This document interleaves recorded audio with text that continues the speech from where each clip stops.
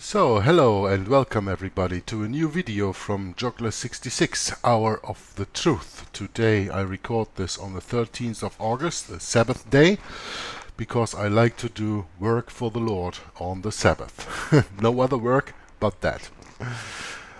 This video is called Hitler's Fight Against the Churches, and it deals with chapter 9 of the book Behind the Dictators by Leo Herbert Lehman, where we have already read quite some chapters of.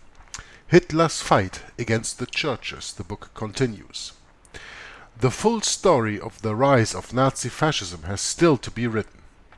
When it appears, it will surprise most Americans to discover the part played in it by the Christian churches, Protestant as well as Catholic.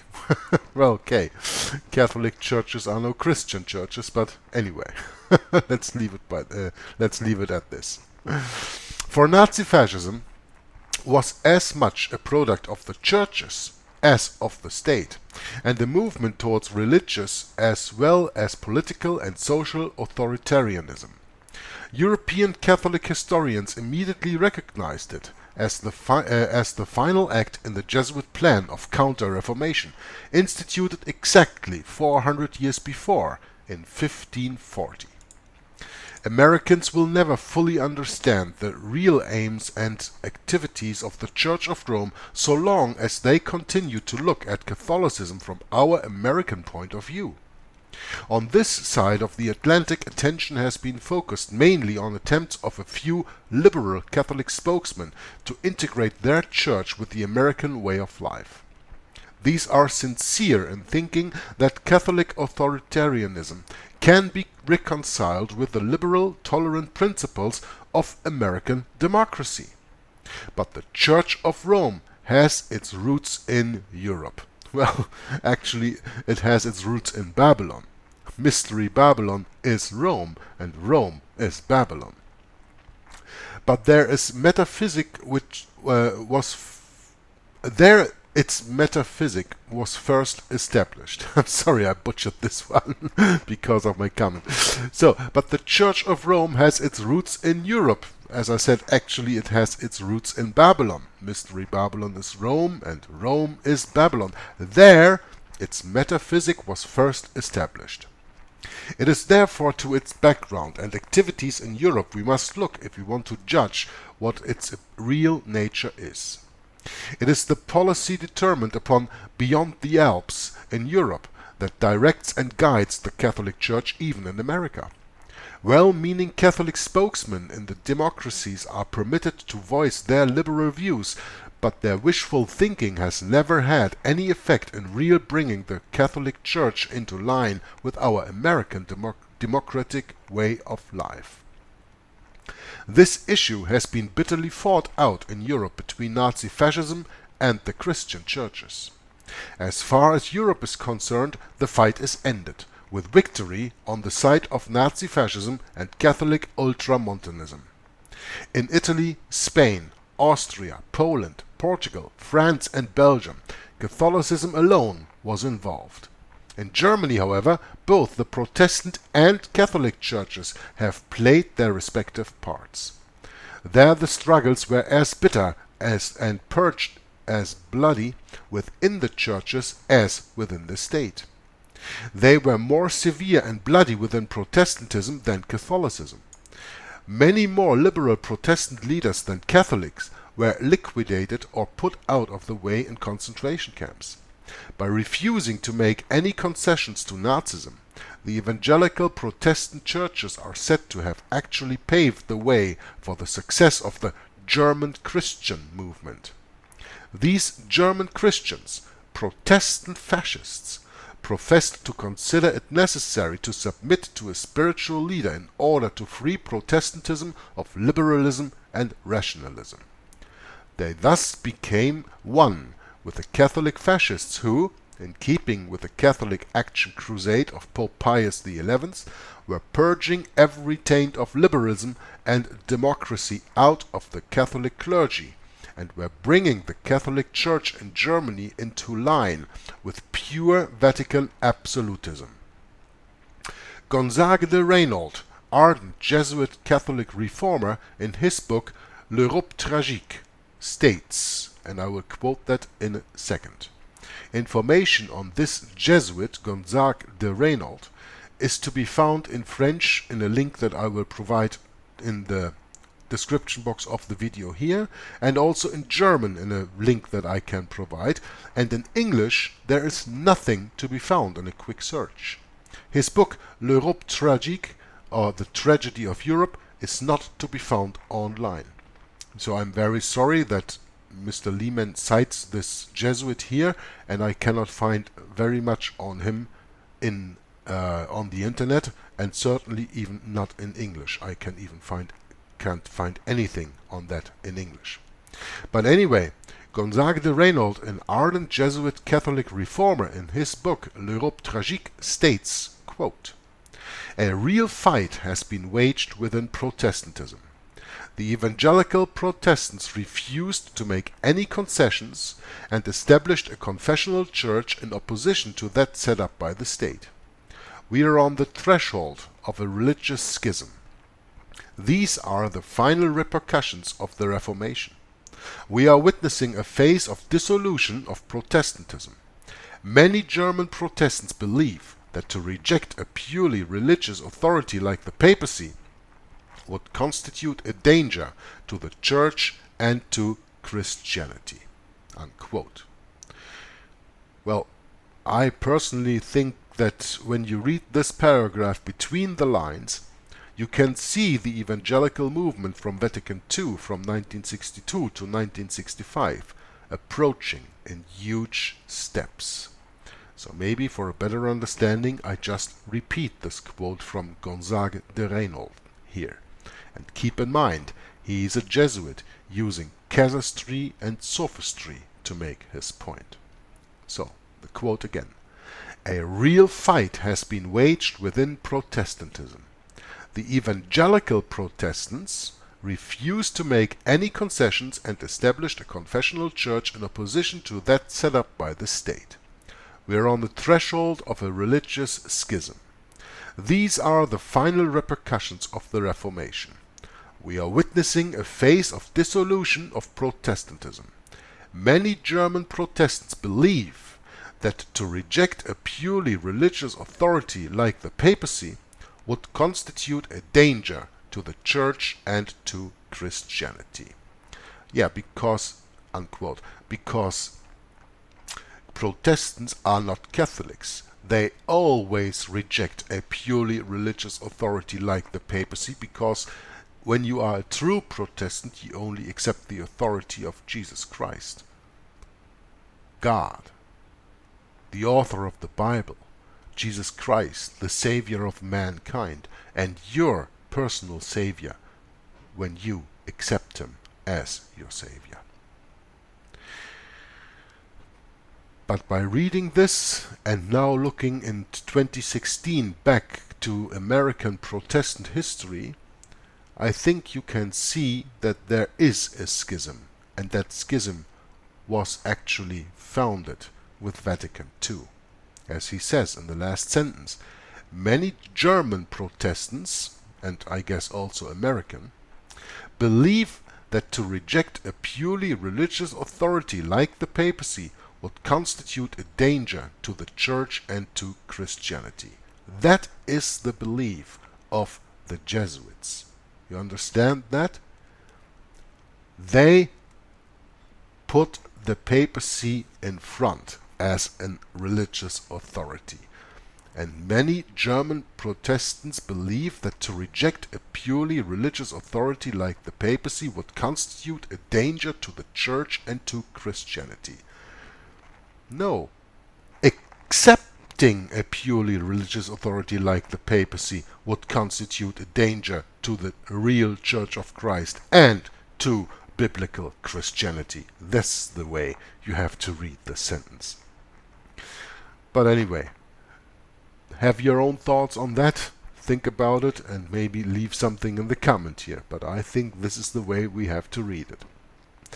In order to understand what happened to the Catholic Church in Germany, it is necessary to go back to the time of Pope Leo XIII, well known for his unrelenting antagonism to the liberal constitution of states. In order to counteract the increasing influence of the 19th century liberalism on Catholic countries, Pope Leo XIII urged on Catholic leaders throughout the world the formation of Catholic political parties.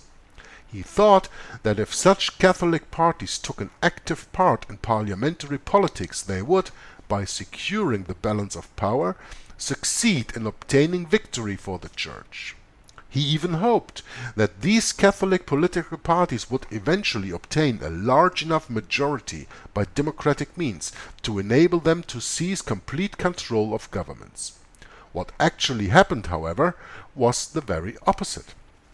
The Catholic parties gradually came under the influence of their liberal opponents and copied many of their ideas. Thus, in Italy, the Catholic party became the Popular Liberal Party, headed by the now exiled priest Don Sturzo. In Germany, it became the Liberal Center Party. Well, every Catholic, in what party whatsoever, pays his first allegiance to the Pope anyway. By that, all parties are Catholic infiltrated and serve the Pope anyway. Just have a look at Chapter 1 of Rulers of Evil by F. Tapasausi that I read on my channel, and you can find that, of course, in the playlist Rulers of Evil. And there you will see what I mean, counting all these Catholic laymen who are in power of every part of the civil life in the United States of America. Now the author continues, this liberal influence of Catholic parties became so great that the Holy See began to regard Catholic political trends as a grave danger, which actually threatened the juridical and political unity of the Church itself. These Catholic parties became infiltrated with the liberal spirit of the French Revolution of 1789. The ideas of the rights of man, of religious tolerance, of freedom of conscience, of speech and press were adopted by a great number of Catholic politicians and by many of the lower clergy.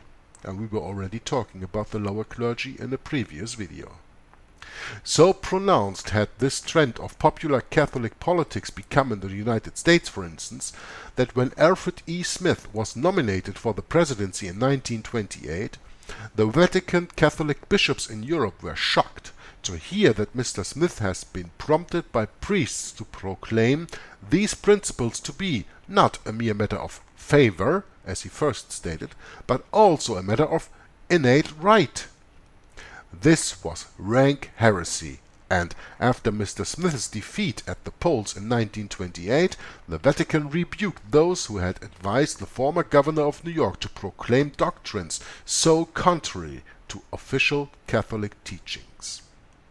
By the end of the First World War, the Catholic political parties had begun to lose the importance which they had in the eyes of the Vatican when it first brought them into being. They became so integrated with democratic states, founded as they were on political compromise, on tolerance and the idea of equality, that it was confusing to note the alliances made by some Catholic parties with bourgeois groups and by others with the socialist groups. It had become apparent that the control of Catholic priests was being lost by the Holy See in Rome. Pope Leo XIII's plan had miscarried and had proved a boomerang against the real aims of the Church as he had proclaimed them. Catholic political action had acquired an independence that made it a menace to, rather than a docile instrument of, the Vatican. Liberal Catholicism, in fact, which, to all appearance, had received its death blow by the decree of papal infallibility towards the end of the 19th century, that was at Vatican Council I in 1870, to remind you, had taken on a new lease of life by means of the very Catholic political parties which had been established and sustained by Pope Leo XIII to oppose the hated liberal constitutions of democratic states. This is how the Vatican saw it after the First World War, and the conclusions which it drew from its observations in the matter were the first steps towards the rise of what we now call fascism. Many of the non-Jesuit religious orders in Germany, notably the Franciscans and the Benedictines, started movements which displeased the Vatican. The quote-unquote liturgical movement of the Benedictines, their attempt to establish contact with the ecumenical evangelical movement, and their effort towards a reunion of all Christian churches. The attitude of the Patris Unionis, means fathers of unity, who were even prepared to modify the dogmas of papal infallibility and the Immaculate Conception in order to help their work of reunion. Their open and secret negotiations with groups in the Anglican Church, under the guidance of the late Cardinal Mercier. All these liberal reform movements were regarded as tainting the lower clergy and the intelligent laity with the heresy of liberalism and Protestantism. The Vatican regarded its authority as gravely menaced by it all, and determined to wage relentless war against this growing liberalism in political and spiritual matters. Now, with this last sentence, of course, I have to make a little comment. You probably smell that coming, as you know me. I repeat that sentence. The Vatican regarded its authority as gravely menaced by it all, and determined to wage relentless war against this growing liberalism in political and spiritual matters. Now, here again, we see the agenda of the oath of the Jesuits, where it states, quote, I furthermore promise and declare that I will, when opportunity present, make and wage relentless war, secretly or openly, against all heretics, Protestants, and liberals, as I am directed to do, to extirpate and exterminate them from the face of the whole earth, and that I will spare neither age, sex, or condition, and that I will hang, waste, boil, flay, strangle, and bury alive these infamous heretics, rip up the stomachs and wombs of their women, and crush their infants' heads against the walls, in order to annihilate forever their execrable race. That when the same cannot be done openly, I will secretly use the poisoned cup, the strangulating cord, the steel of the poniard, or the leaden bullet, regardless of the honor, rank, dignity, or authority of the person or persons, whatever may be their condition in life, either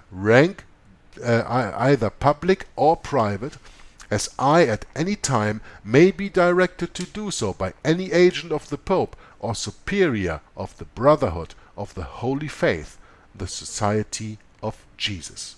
Unquote. Did you listen carefully? When opportunity presents, make and wage relentless war. Do we really need any more proof to see who actually runs the Vatican? Huh? It should not be surprising that Rome became disturbed at the prospect of a revival of the Lutheran Reformation. It was particularly marked in Germany. Friedrich Heiler has the following to say on this point. And Friedrich Heiler, you have to know, was a professor at the University of Marburg, and in his work called Im Ringen die Kirche, means the struggle for the church. And the quote goes as follows. These recent tendencies of Catholicism have spread to a great extent in Germany. German Catholicism is in fact a particular kind of Catholicism, due to the fact that it has been subject continually, if not visibly, to the influence of the Reformed churches of Christendom, and has constantly absorbed certain features belonging to evangelical Christianity. Unquote. So, in other words, when you read between the lines of Friedrich Heiler, he says, the Roman Catholic Church in Germany is faced with the same problem the American Catholic Church faced from the start, having to develop its agenda as a minority in a, for Catholics, hostile environment, because the majority of the environment is Protestant, is Bible-believing. Just think of the Puritans you had over there in the United States of America by the time of 1776. 98% of the complete population in the 13 colonies were Protestant, because they knew what they flew from when they came over from Europe to this new world. They flew from the yoke of Rome. They knew what was going on. But if not every generation over and over again fights for its freedom, it will be lost in the end. So the author continues. But the democratic states were the most powerful in the world at that time. Yeah, how come? Because they could really develop themselves without the yoke of Rome, and brought out all these wonderful inventions. Look at all the inventions Americans brought out in the 19th century, and the Germans brought out in the 19th century, and the English brought out in the 19th century, while still being, for a very good part, Protestant, and not that much under the yoke of Rome as they used to be in the Dark Ages. The Catholic political parties had become too strong to be stopped by mild protests or even by encyclical letters from Rome. Repressive action carried out by the help of authoritarian secular regimes was necessary. Thus, the two great opposing factions within the Catholic Church became locked again in a gigantic struggle. One possessing the evangelical Catholic idea, deep-seated as of old in the hearts of true Christian believers, the other, the coldly imperial, sectarian and intransigent Roman party, represented by the Holy See under the domination of the Society of Jesuits. It is in the light of these facts that Hitler's, quote, campaign against the churches, unquote, must be viewed. Neither Hitler nor the Jesuits could forgive priests and bishops in Germany who sided with the cause of liberalism and democracy during the Weimar Republic. It was against them that the acts of Catholic repression were directed. Hitler and Antichrist Pope Pius XI acted in concert, meaning together, to destroy every vestige of liberalism in Germany, the one in social and political life, the other in the sphere of religion. By dissolving the Catholic Center Party, the Pope removed the last obstacle to Hitler's rise to power, and also deprived the Catholic people and clergy in Germany of any say-so in political matters. He had done the same for Mussolini in Italy by the dissolution of the Partito Popolare and the exiling of its priest leader Don Sturzo. By his Catholic action, he concentrated all Catholic political power in the Holy See. Thenceforth, the Vatican was free to make arbitrary concordats with the fascist dictatorships. And that concordat they signed with Germany on the 20th of July 1933 still is valid today, 2016. The lower clergy in Germany did not yield without a struggle. Many defied both Hitler and the Pope. Some priests were imprisoned. Even when the pristine ardor of Cardinal Innitzer for Hitler and Nazi socialism showed signs of cooling, hostility was engineered against him. Catholic schools, mostly under the care of liberal, non-Jesuit religious orders, were closed. Some heads of these anti-Jesuit religious orders were punished for attempting to save their funds by smuggling out of the country. In the press of America, this was called, quote, Hitler's persecution of the Catholic Church, unquote, and served to conceal the common purpose of Nazi socialism and ultramontane Catholicism. There were some mild protests from Rome, but no adverse action. Even the closing of Catholic schools in Austria went almost unprotested. These were regarded by the Vatican as but a small loss compared to what was gained by the elimination of disobedient priests and their liberal views. The Nazi-Vatican Concordat continues to hold and function even until today, as I already stated. With the extinction of liberal Catholicism and the imprisonment of liberal Protestant leaders, Vatican absolutism was triumphant. Of supreme satisfaction to the Jesuit Catholic faction was the knowledge of the apparent dissolution of Protestantism in Germany and the fact that the pro-Nazi Protestant German Christians were forced to realize, as Gonzague de Reynolds point out, that, quote, to reject a purely religious authority like the papacy would constitute a danger to the Church and Christianity. Unquote. And this finishes my reading of chapter 9 of the book Behind the Dictators from Leo Herbert Lehman. Thanks for watching, thanks for listening, thanks for commenting, and until next time, Joggler66 from Hour of the Truth says God bless you and signing off. Bye bye.